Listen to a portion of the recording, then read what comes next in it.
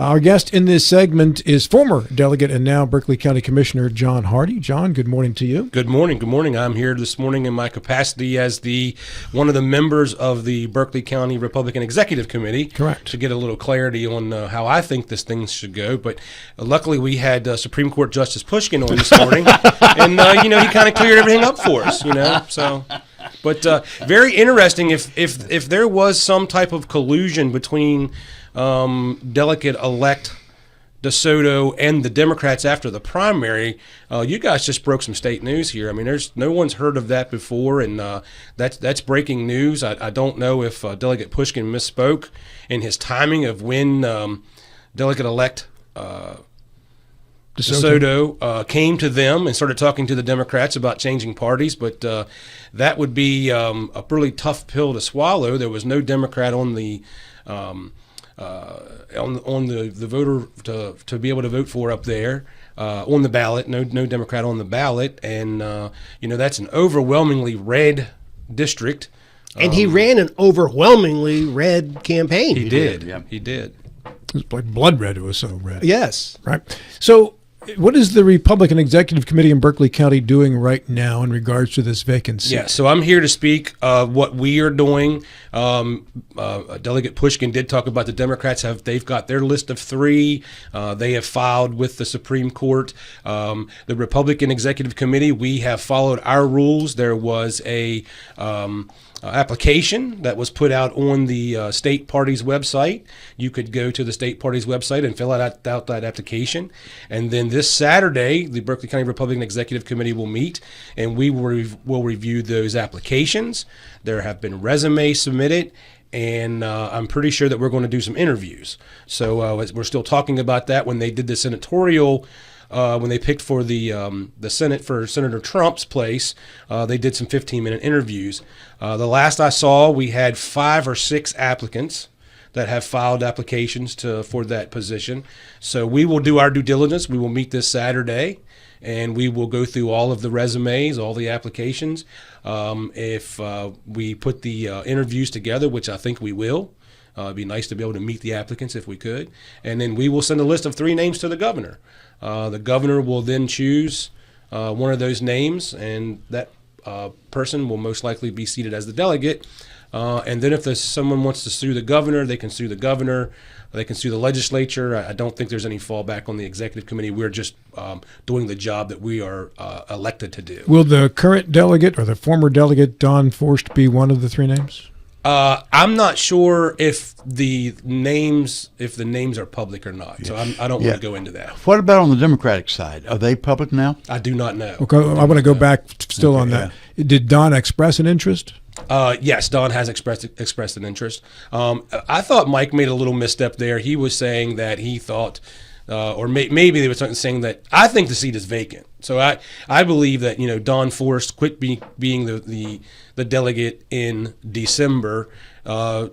Delegate-elect DeSoto was never seated. So I believe that the resolution that was passed in the House is 100% correct. The seat is not going to be filled by Delegate-elect DeSoto. There's no way that it's going to be filled by him. He's not even going to be allowed back in the House chambers. So I think the seat is vacant, and I think with the roles that we have done, the way that we are heading is the right direction. Obviously, the state Democratic Party is going to disagree with us. If they can, it's really important. And I think Mike kind of downplayed that, or Delegate Pushkin downplayed that. Having that 10th person is big, because that will give them the ability to sustain a vote. So that gives them the 10% to be able to sustain a vote. John, do you anticipate that the decision will be made by Governor Morrissey before the Supreme Court renders a judgment? I believe so. I believe it's very important for the people of the 91st to have someone in the legislature having representation. They have voted overwhelmingly for a Republican. It is a very, very Republican district. I believe they deserve to have a Republican represent them, and I believe they deserve representation in the legislature as soon as possible. Do you expect a stay from the Supreme Court to just kind of slow this down? They're able to make very quick decisions when it came to what was the sports ball decision that came down?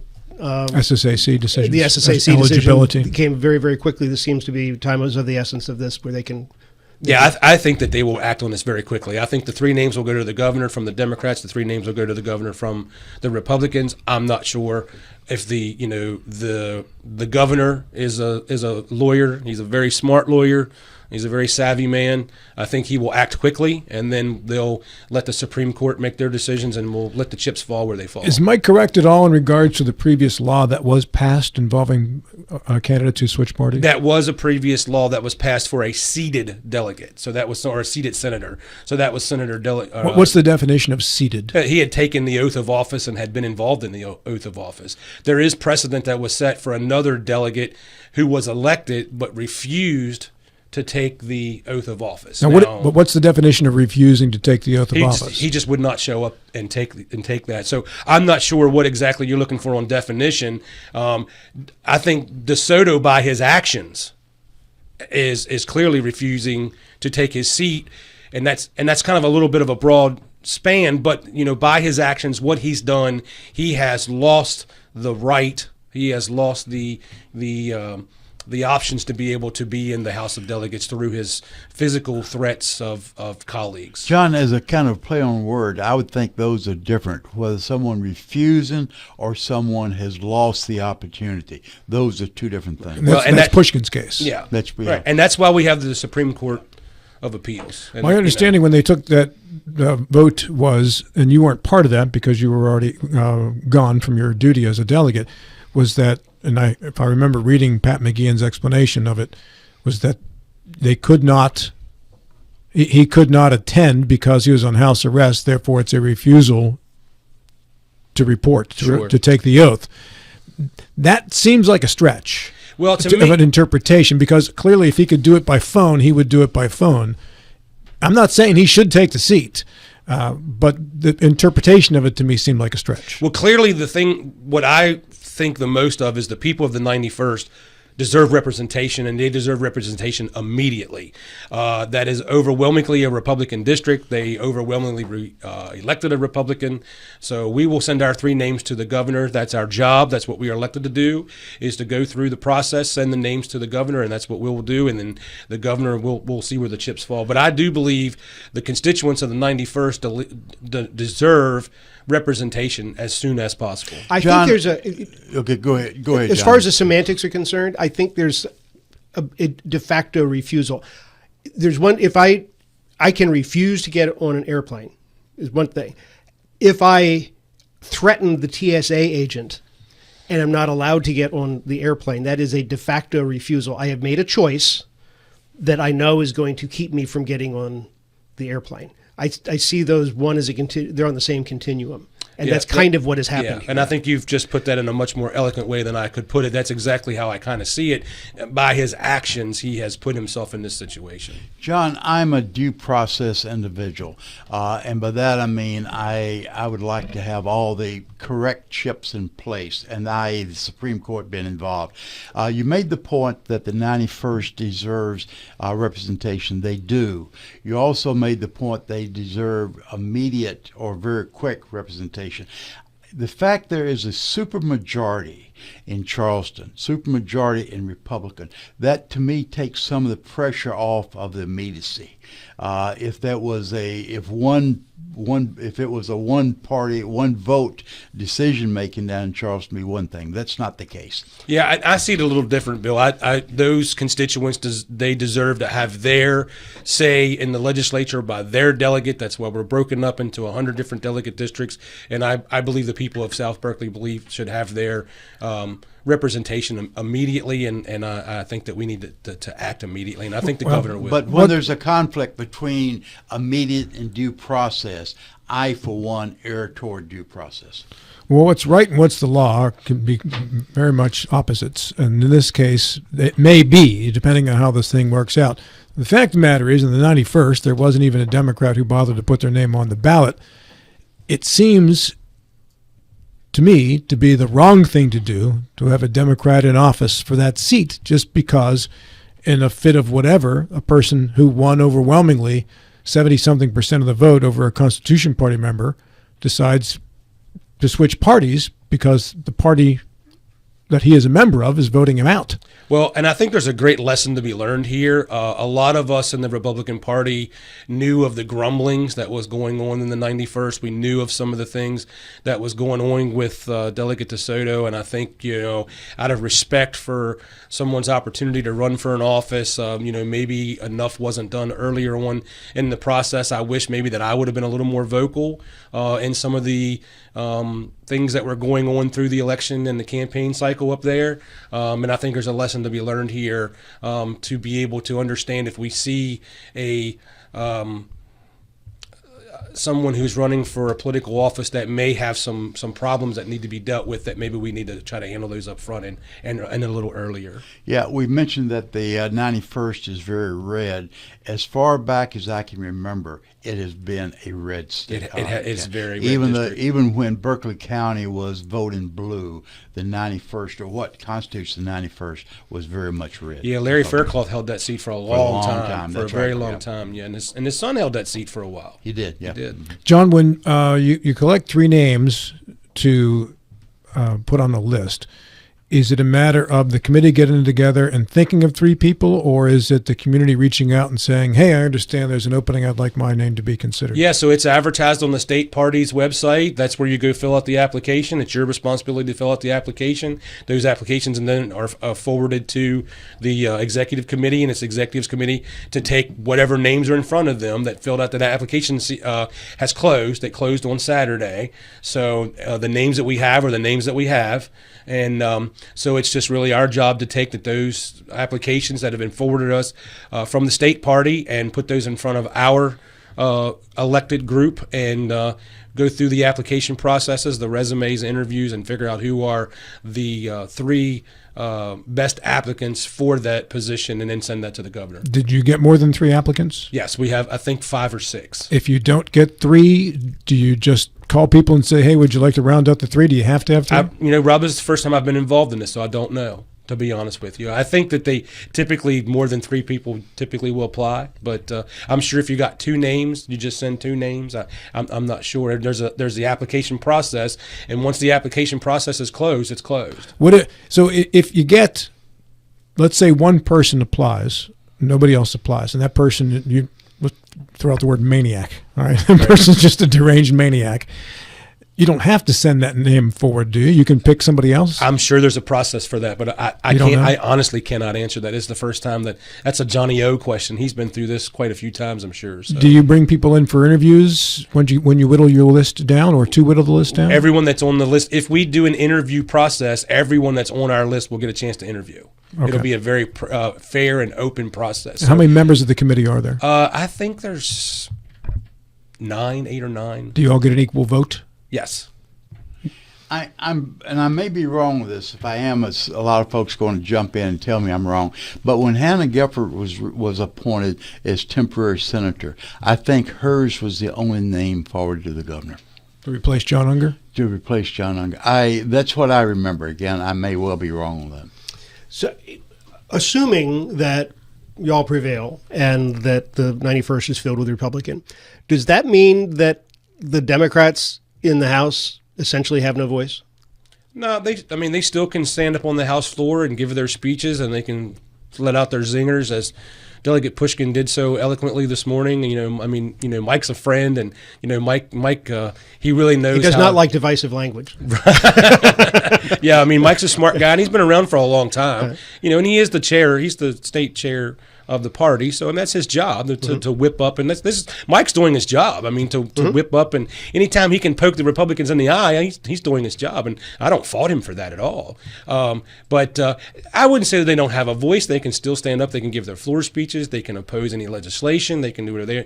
It will be harder for them to sustain a vote, but typically when a vote, if someone asks for a vote to be sustained, most people will just raise their hand. What does that mean? It just gives the ability for the vote to be a roll call vote. So if you're voting on something, a bill that's on second reading, those are done through voice votes. If there's a resolution, if there's a motion, those things are typically done on voice votes. The only thing that has to be, and this was the John Overton bill, that has to be done as a roll call vote is final passage of a bill or any type of bills that have anything to do with financial implications. Those have to be roll call votes. votes. Sometimes our machines will go down, very, very seldom, and we'll go to a voice vote. But if it's close, then we'll hold that vote. Or if it has something to do with finances of the state, expenditures, then that has to be a roll call vote. By the way, Brad Knoll says, Bill, there were 3 names submitted. I noticed that. You saw that. Yeah. For Handle's Thanks, appointment. Brad, for correcting me. Yeah. John Hardy is our guest here on the program. He is a member of the Berkeley County Republican Executive Committee, also a county commissioner, former delegate. He has some knowledge of the inner workings of how these things take place. John, when you were in the House, was that before Daniel Hall switched parties to give the Republicans a majority in the Senate? Yes. That was. I went in 18, and I think that might have happened in 14. I think that's when that happened in 14. So, Daniel Hall is a fixture around the Capitol. So yes. So, as a philosophy, in regards to candidates switching parties during a term, and the governor did this.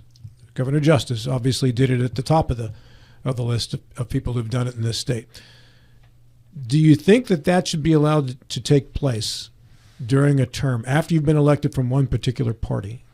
Well, it's such a foreign concept to me because I've been a lifelong Republican, and no matter how bad the party gets or things go, I'm always going to be a Republican. I never see myself switching. I've had some friends that have switched parties, and I've seen their philosophies change. I really do think if you're duly elected as a Republican or you're duly elected as a Democrat from your constituents, I really think that you should honor that party's platform. And then if you do resign, I believe that the way that the law reads now is probably the way that it should be. That it should be filled by the party that you were elected by. I think there should be, unless we're talking about the final year of a term, I think there should be a special election. If a person wants to switch parties, I think you should have to rerun onto the party that you now want to represent. To me, as a voter, it's almost like I've been defrauded. If somebody comes to me and says, here's what I believe in, I want your vote, and then I vote for you, I give you my faith and belief, and then you get into office and you say, you know what, I don't believe that anymore, I now believe this, I'm switching to them. I feel like I've been defrauded as a voter. Right. And I want to back up. I think I explained that law the wrong way. So the way the law reads now, will be replaced with what party you were when you left office. Right. And I know the law is, we nominate our 3 names, but again, I don't get a say in that unless I'm a member of the executive committee. So now as a voter, I've been disenfranchised twice. Rob, when I was elected county commission as a Republican, and toward the end of my tour, I became disenchanted with both parties. Mm-hmm. But I stayed as a Republican because I owed it to my constituent until I left office. After I left office, then I switched to independent. But I felt would have been unfair if I had shifted parties or abandoned the Republican Party before I left office. I think that's admirable, Admiral. Yeah. I know the law is what the law is, but in this case of the 91st right now, truly a unique circumstance. It feels to me like maybe there should be a special election. So another 17% can turn out and vote. Well, yeah. I mean, maybe, or we could find out that there is a huge hidden population of Democrats that will come out and turn the seat. Yeah, I disagree. I think there's a sufficient process that's in place, and I think that would just be another burden on the taxpayers to fund another election. So I think that there is a process in place. I think that we will do our side of the process. The Democrat Party will do their side of the process, and then we have those 5 very smart people that wear those long black robes that will make those decisions. I think you're exactly right with the Supreme Court. They have a role to play here. Let them play the role. Here's the problem with the scenario you've laid out. If, in fact, the slate of candidates goes to the governor decides one way or the other, and then that delegate, the appointed delegate, I don't know what you call that person at that point, is seated, and then the Supreme Court decision is opposite what has just happened. That's really hard for the newly seated delegate, right? It seems to me that this whole thing should be stayed until the Supremes make their decision, and then And go that may forward and after that may be the direction that Governor Morrissey goes, or Governor Morrissey may say, and see it the way that I see it, that the people of the 91st need representation. They need representation now, and where the chips may fall. And if someone is seated and they lose their seat, well, you know what? We're all adults, and we exit the room, and the new person enters the room. So, Evidence to the contrary yeah, notwithstanding. I'm not going to really worry about everybody's feelings when it comes to that. So. Yeah, I agree with that. This still comes back to my way of thinking: due process versus urgency, and the fact that the legislature is so overwhelmingly Republican. I do not see the urgency playing the role right now. Yeah, and I can't agree with that, Bill. I just don't agree with that, but that's okay. In the 91st primary, 1,740 votes were cast. DeSoto 724, Tammy Hess 581. That was a third. Don Forst, the incumbent, 435. That was a fourth of the vote total. So there's already been an election. 3 people have gone through the process of putting their names on a ballot, campaigning, debating or whatever, doing appearances, and 1,000 people plus, what total is 1,016, did not vote for Joe DeSoto. So an election has been already has taken place in the Republican primary. Why isn't the process just to name the next best vote getter to replace the person who can't take the seat? In that case, it would be Tammy Hess. Yeah. That could be. That's one way a the process people, looked at. The Right. people have spoken, right? Right, but that's not the process that's in place right now. I agree. I guess I'm arguing process with you, but I don't like to see the people's vote taken out of the equation. Sure. And the people don't get a vote in the Republican Executive Committee or the Democratic Executive Committee's release of 3 names. Well, Mrs. Hess could be on the list of people that we are going to talk to. The operative word is could be, and the other operative word is will she be. So that counters what Rob is suggesting. Well, that goes to her choice, doesn't it? Sure. So, That is her choice. But if she submits a name as not selected, then that is not her choice. John, you were at the governor's inauguration ceremony. It was a lot of fun. Colin has a photo of you all dressed up here. Colin, you have that photo for us? You want to bring that up? Mr. Hardy looking at an international man of mystery, Austin Powers. Right Yeah, I cleaned up pretty nice. Me and my wife Sally went down. We went down Sunday, Monday, got home late last night.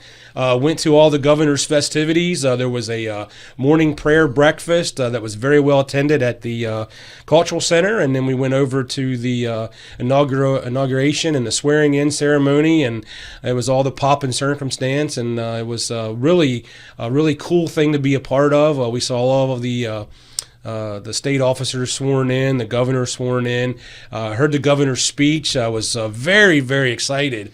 A lot of times those inaugural speeches are just kind of ceremonial and they don't have a lot of teeth to them because the administration is just kind of getting their feet under them. But Governor Morrissey was very direct in a lot of his things that he wants to accomplish as the governor. And, being from the Eastern Panhandle, there was a very good showing of Eastern Panhandle people in place. Delegate Chuck Horst was there. Myself was there. Commissioner Catlett was there.